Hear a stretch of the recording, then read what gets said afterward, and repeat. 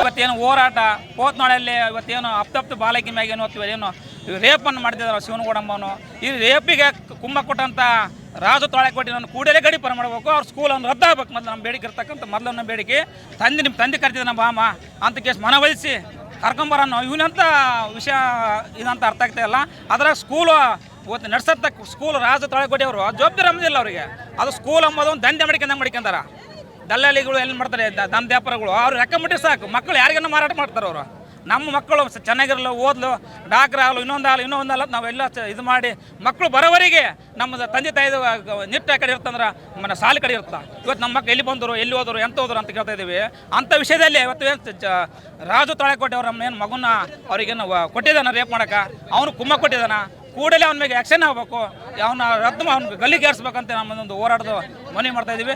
ಈ ಒಂದು ಖಾಸಗಿ ಶಿಕ್ಷಣ ಸಂಸ್ಥೆಗಳೇನು ತಮ್ಮ ಜವಾಬ್ದಾರಿಯನ್ನು ಮರೆತು ಕೇವಲ ಹಣದ ಆಸೆಗೆ ಅಡ್ಡದಿಡ್ಡಿಯಾಗಿ ತಮ್ಮ ಒಂದು ಪರವಾನಗಿಯಲ್ಲಿ ಇರುವಂತಹ ಯಾವುದೇ ಒಂದು ವಿಷಯಗಳನ್ನು ಎಲ್ಲವನ್ನು ಮರೆತು ಕೇವಲ ತಮ್ಮ ದುಡ್ಡಿಗಾಗಿ ಆ ಸಂಸ್ಥೆಗಳೇನು ನಡೆಸ್ತಾ ಇದ್ದಾರೆ ಅವ್ರನ್ನೆಲ್ಲ ಈ ಒಂದು ನಮ್ಮ ಸರ್ಕಾರಗಳು ಪರಿಶೀಲನೆ ಮಾಡಬೇಕು. ಪರಿಶೀಲನೆ ಮಾಡಿ ಖಾಸಗಿ ಶಿಕ್ಷಣ ಸಂಸ್ಥೆಗಳನ್ನು ಸುಧಾರಣೆ ಮಾಡಬೇಕು ಮತ್ತು ಈ ಒಂದು ಬಾಲಕಿಗೆ ನ್ಯಾಯವನ್ನು ಕೊಡಿಸಬೇಕು. ಈ ಸರ್ಕಾರ ಈ ಅಪರಾಧಿ ಒಬ್ಬ ಬಾಲಕಿ ಮೇಲೆ ಅತ್ಯಾಚಾರ ಮಾಡಿರ್ತಕ್ಕಂಥ ಶಿವನಗೌಡನನ್ನು ನಡ ಬೀದಿಯಲ್ಲೇ ನಮ್ಮ ಬಸವ ಸರ್ಕಲಲ್ಲೇ ಗಲ್ಲಿಗೆ ಹಾಕಬೇಕಂತ ಹೇಳ್ಬಿಟ್ಟು ಈ ಮಾಧ್ಯಮದ ಮುಖಾಂತರ ನಾನು ರಾಜ್ಯರಿಗೆ ಹೆಸರು ಕೊಡ್ತಾ ಇದ್ದೀನಿ.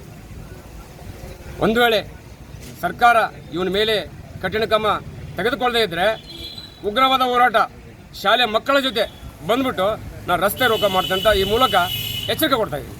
ಆದಷ್ಟು ಬೇಗನೆ ಈ ಭಂಡ ಈ ಮೃಗ ಶಿವನಗೌಡನನ್ನು ಈಗಾಗಲೇ ಅರೆಸ್ಟ್ ಆಗಿದ್ದಾನೆ.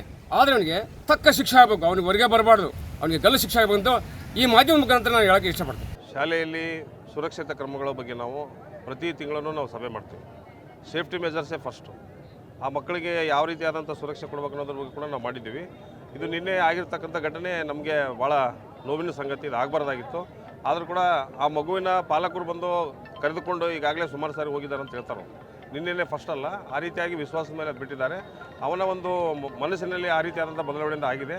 ನಾವು ಎಲ್ಲ ಖಾಸಗಿ ಸಂಸ್ಥೆಯವರು ಸಭೆ ಮಾಡಿ ಈ ರೀತಿಯಾಗಿ ಆದರೆ ಈ ಸಂಸ್ಥೆಗೆ ಕೂಡ ಮತ್ತು ನಾವು ಈಗೇನಾಗಿದೆ ಇದರ ಮೇಲೆ ನಾವು ಮೇಲಧಿಕಾರಿಗಳ ಶಿಫಾರಸು ಮಾಡಿ ಅದನ್ನು ತಕ್ಷಣ ಕ್ರಮ ತಗೊತೀವಿ. ಹೋಗ್ತೀವಿ ಸರ್, ಈಗ ಅಲ್ಲಿಗೆ ಹೋಗ್ತೀವಿ. ಅಲ್ಲಿ ಇರ್ತಕ್ಕಂಥ CC ಕ್ಯಾಮ್ರಾಗಳಿದಾವ ಅಥವಾ ಏನು ಹೇಳಿದ್ರೆ ಈಗ ಪದೇ ಬೇರೆಯವರೆಲ್ಲ ಬಂದು ಕರ್ಕೊಂಡು ಹೋಗ್ತಿದ್ರಂತ, ಕರ್ಕೊಂಡು ಹೋಗೋದಕ್ಕೇನು ಸಾಕ್ಷ್ಯಗಳಿದಾವ ಅಲ್ಲಿ ನೋಡ್ತೀವಿ ಸರ್.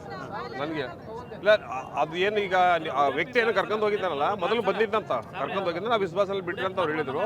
ನಾವೀಗ ಅದು ಪರಿಶೀಲನೆ ಮಾಡಿ ಈಗ ನಿಮ್ಮ ನಿಯಮಗಳನ್ನ ಶಿಕ್ಷಣ ಇಲಾಖೆ ನಿಯಮಗಳನ್ನ ಅವ್ರು ಪಾಲನೆ ಮಾಡಿಲ್ಲ ಅಂತ ಅನ್ನೋದಾದ್ರೆ ಏನು ಆಕ್ಷನ್ ತಗೋತೀರಿ? ಅದನ್ನ ಲೈಸೆನ್ಸ್ ರದ್ದು ಮಾಡ್ತೀರಾ? ಸರ್, ಮಾನ್ಯತೆ ರದ್ದು ಮಾಡೋಕೆ ನಾವು ಕ್ರಮ ಕೈಗೊಳ್ತೀವಿ. ಶಿಫಾರಸು ಮಾಡ್ತೀರಾ? ನನಗಿಲ್ಲ ಸರ್ ಪವರ್. ನಾವು DDP ಶಿಫಾರಸು ಮಾಡ್ತೀರಾ?